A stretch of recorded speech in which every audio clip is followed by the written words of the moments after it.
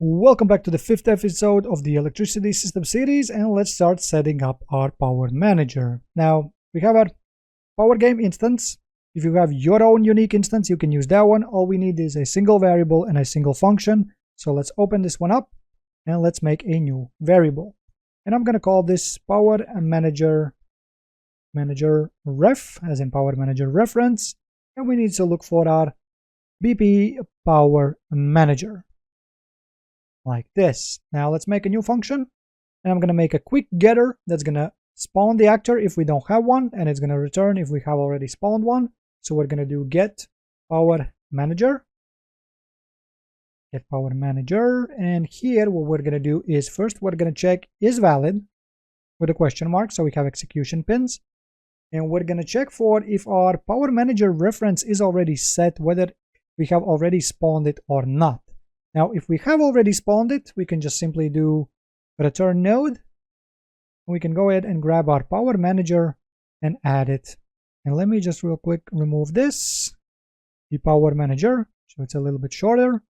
And there we go, if we have it already in the world. But by default, it is going to be none. It is going to be empty. So we're going to end up with is not valid.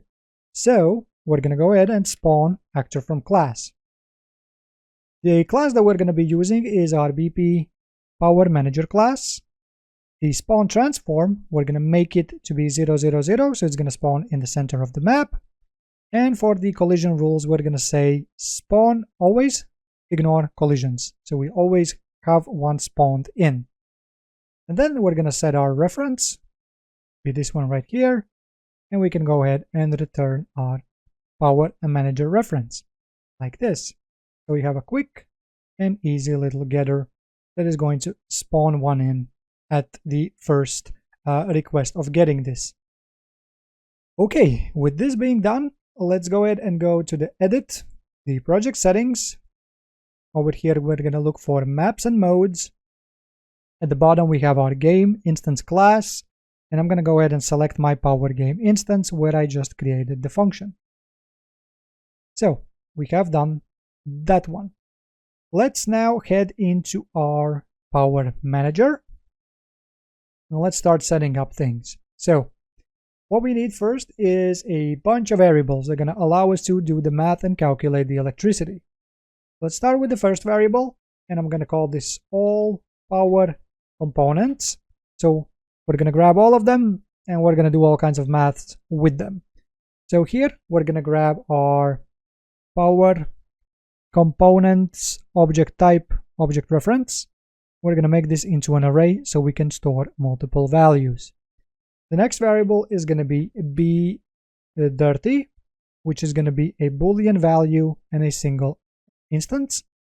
And this is going to represent, we're going to use this to represent whether we have made changes in the network, and only update network when we make changes. And this is for like better optimization, so we don't have to constantly keep checking things, but more so only when we make changes. The next one is we're going to call this recalc timer handle. And this is going to help us recalculate things with a timer.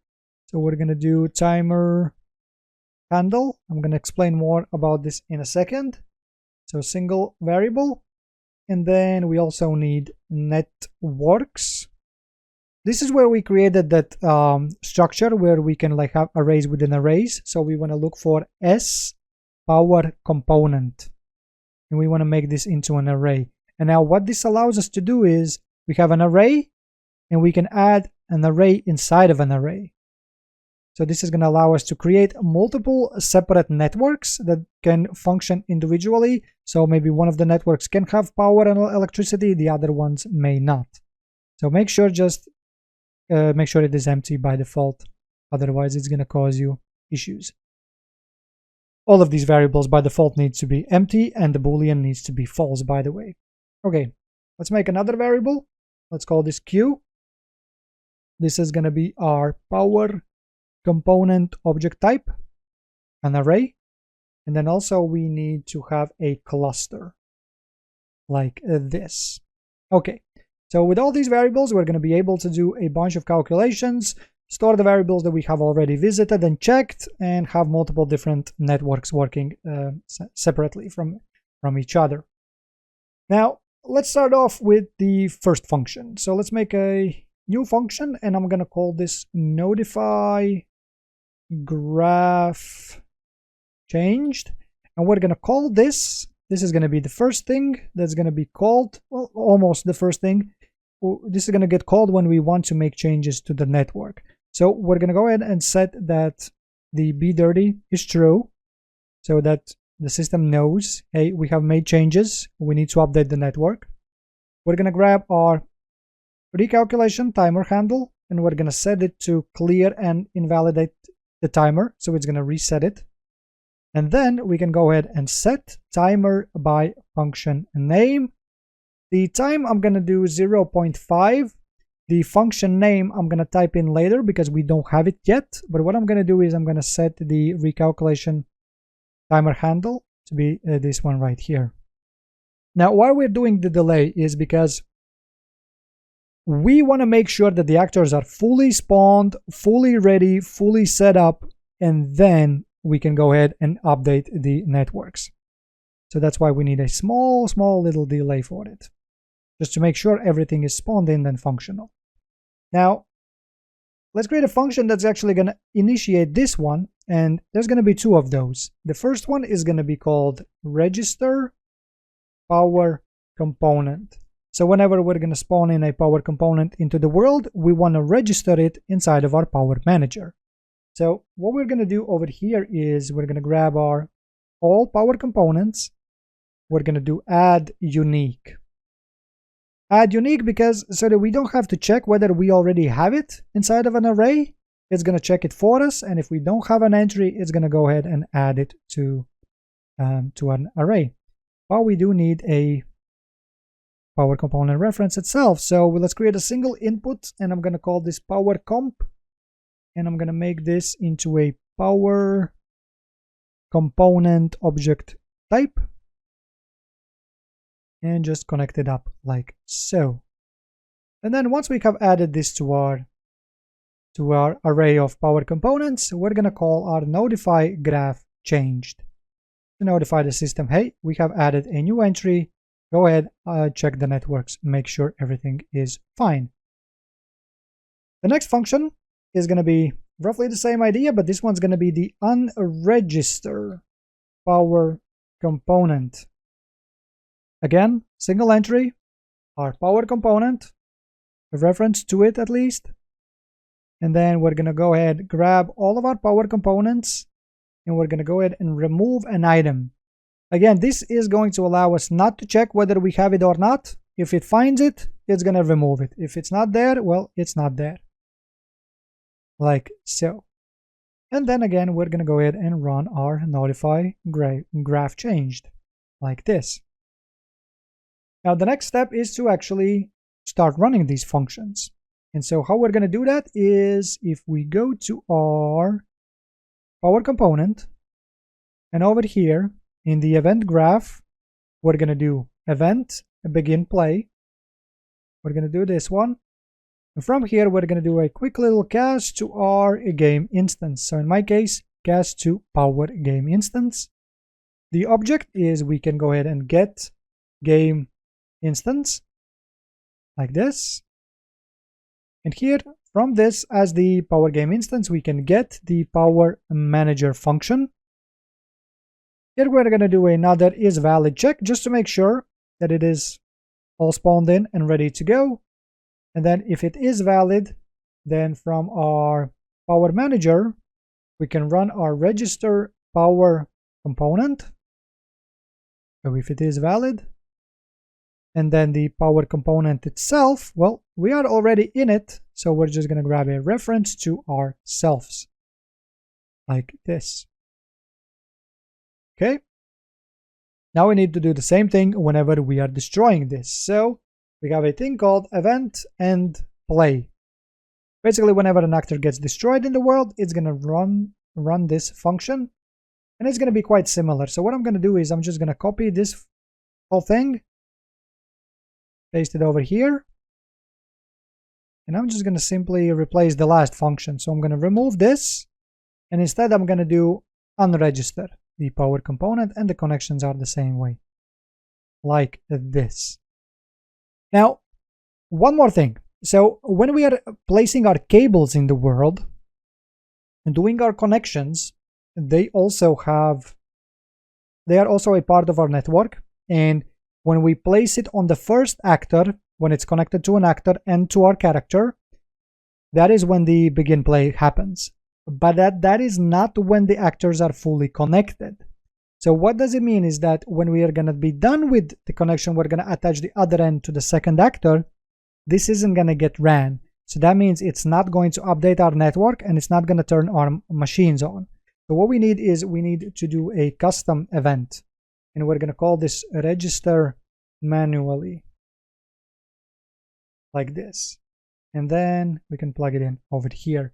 Now we're going to need to initiate this for our cables. So let's go ahead and do that. Let's go inside of our building component. And let's see, under the build stuff, we have it over here. So what I'm going to do is at the very end, once we have set up the connections, so from this last power component reference, we're going to do register manually, like this. Boom, boom, boom, ready. Now it's going to update the network as soon as we are done with the building. Okay, so far so good. Let's head back into our power manager. Now let's create ourselves a new function, and I'm going to call this process networks. This is going to be one of the last things that we're going to be running, and this is going to be the last function for this video, because the whole calculating the clusters and the networks and all that stuff is quite complex. So I want to make this in a separate video so I can explain things better and not to drag this video into like a 1 hour video. So under this function, what we're going to do is at the end, when we have calculated all the networks, we're going to go ahead and grab those networks, and we're going to go through all of them. And our task is basically to check whether we have enough power inside of that specific network. So we need two local variables over here. We need the L power generated, which is going to be a float value single variable. And then also we need the L power consumed float single variable. We're going to go ahead and on the loop body, we're going to set these both to be empty. So for each network, it's going to start fresh. And then from the array element, we're going to go ahead and break this to get all of the power components inside of a single network. And we're going to go ahead and do a loop for each through that single network, like this. Now let's do the calculation. So we have a bunch of generators, we have a bunch of consumers, and so what we can do is from every single entry of our power component, we can get the power type, the enumerator of our power type, from which one we can then do a switch. And we do different things depending on the type. Now, for the generators, our task is to go ahead and grab our local power generator, local power generated, and set it up.